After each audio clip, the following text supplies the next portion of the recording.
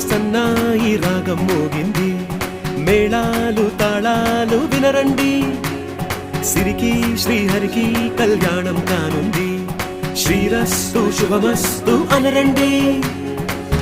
అచ్చతలు గంటో పెళ్లికి అర్థం చెప్పారంటూ, మెచ్చదగు ముచ్చట ఇది అని సాక్ష్యం చెబుతామంటూ, జనులంతా జై కొట్టేలా జరిపిస్తామండి.